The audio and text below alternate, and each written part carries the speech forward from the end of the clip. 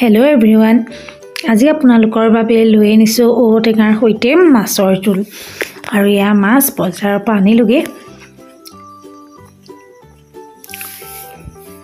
আৰু ঔটেঙা বনিছিলো, ঔটেঙাখিনি সৰুকে কাটি পেলাই এতিয়া কুকাৰত দি দিছো, লগতে আলু এটাও দিছো আৰু পানী আৰু নিমখ অকণমান দি পেলাই এইখিনি এতিয়া বইল কৰি লম। ঔটেঙা মাছৰ জোল কোনে কোনে খাইছে বাৰু জনাব দেই, খাই বিৰাট টেষ্টি লাগে। আৰু এইখিনি মাছখিনি নিমখ হালধি ভালদৰে সানি ললো আৰু ইপিনে কেৰাহীত তেল গৰম হ'বলৈ দিলো। তেলখিনি গৰম হ'লে এতিয়া ফ্ৰাই কৰি গৰম হ'লেই তেল। এতিয়া মাছখিনি ধুনীয়াকৈ ফ্ৰাই কৰি ল'ম। এতিয়া ঔটেঙাৰ ছিজন যিহেতু, আৰু এয়া আদা নহৰু পটাত বটি ল'লোঁ, শুকান জলকীয়া এটাও লৈ ল'লোঁ লগতে। মাছখিনি ভাজি হৈছেগৈ, ৰঙা পৰিছে। আৰু এতিয়া মাছখিনি কাঢ়ি ল'ম তেলত। আৰু মাছ ভজা তেল আছেই দেখিছে, তাতে দি দিলোঁ গোটা জিৰা কেইটামান, শুকান জলকীয়াটো যে দেখিছিলে সেইটোও দি দিলোঁ। আৰু এটা সৰু চাইজৰ পিঁয়াজ দিছোঁ, বহুত ডাঙৰ পিঁয়াজ দিয়া নাই, বেছিকৈ নাই দিয়া মানে পিঁয়াজ। আৰু এয়া আদা নহৰু বটা দিছোঁ, সেইখিনি দি ভালদৰে লৰাই দিম, ৰঙা হ'ব লাগিব অলপ। আৰু এতিয়া দিম শুকান মছলা, হালধি। ইয়াত শুকান মছলা বেছিকৈ ব্যৱহাৰ নকৰোঁ, এয়া অকণমান ধনিয়া গুড়ি দিছোঁ হালধিৰ লগতে।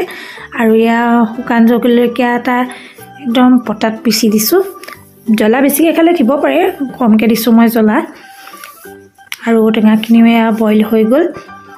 প্ৰেছাৰত 2টা বা 3টা হুইচেল দিলেই হৈ যাব। আলুখিনি আগতে দি লৈছোঁ, দি পেলাই ভাঙি পেলাই ভাজি লৈছোঁ, পিঁয়াজখিনিৰ লগত মিলাই দিছোঁ, ভালদৰে মিক্স কৰি দিছোঁ। এয়া যিসকলে টেঙা খাই ভাল পায় নিশ্চয় ঔটেঙা মাছৰ জোল খাইছে, আৰু মই যেনেদৰে বনাইছোঁ তেনেকৈ বনাই খাইছে নাই কমেণ্টত জনাব। আৰু এয়া গৰম পানী দি দিছোঁ, গৰম পানী মানে ঔটেঙা যে বইল কৰিছিলোঁ সেইখিনি পানীকে দিছোঁ, আৰু নিমখ অলপ দিছোঁ। আৰু এইখিনি উতলিছে, উতল আহোঁতেই মাছখিনি দি দিছোঁ, মাছৰ মাথা দিছোঁ আৰু মাছৰ পিচকেইটাও দিছোঁ যে পিচ লাগে। আপোনালোকে মোৰ ৰেচিপি ভিডিঅ'বোৰ চাই যদি ভাল পায় ভিডিঅ'টো লাইক কৰিব, কমেণ্ট কৰিব, শ্বেয়াৰ কৰিব।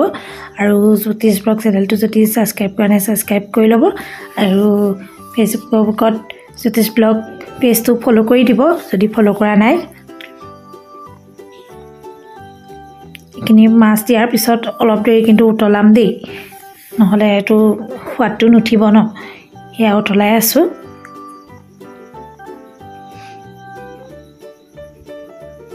আৰু এটা বস্তু দিবলৈ আছে দেই, উতলাই লৈছোঁ অলপ দেৰি। এইখিনি পিঠাগুড়ি অকণমান লৈছোঁ, কেঁচা পিঠাগুড়ি, আৰু পানী অকণমান দি পেলাই গুলি লৈছোঁ।